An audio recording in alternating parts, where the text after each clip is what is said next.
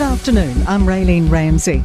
This is your afternoon news fix for Wednesday, the 14th of February. Evacuations are underway in Christchurch's Port Hills as firefighters tackle a large blaze on Worsley's track. All residents of Worsley's Road and Worsley's Spur are to evacuate immediately. So far, 10 people have been evacuated with police assistance, with more to be evacuated. An evacuation centre has been set up at Hallswell Library and Community Centre. A number of structures are under threat, with firefighters completing structure protection, and there's a public health warning for smoke from the fire. Hoon Hay resident Matthew Cummins says strong easterly winds are fanning the flames. It's not what we need. And the bike parks, they've just had that blow with the fine, and now there's a threat of fire again because it's all regrown and it's brown up there at the moment. Meanwhile, the power has gone off for many in Christchurch's east. RNZ's reporting more than 38,000 Orion customers are affected across 21 suburbs.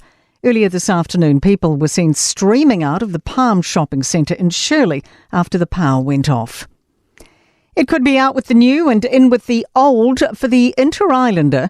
Plans to have 2 new mega ferries to connect up Cook Strait are off the cards, and Kiwi Rail is talking with a South Korean shipyard on terminating its building contract. Kiwi Rail won't say what it'll cost to rip up the contract, citing commercial sensitivity, but is now looking for replacement vessels. Chief Executive Peter Reedy says all options are on the table. The first place to go is the used ferry market. Obviously, let's see if we can do that quicker. But as I said, we're out there talking to a number of players and just seeing what options are on the table. Signs food price inflation is slowing. Prices in January rose by 0.9% on December last year, driven by groceries like chocolates, milk and eggs. ASB data shows a 4% year-on-year increase, the lowest it's been for more than 2 years.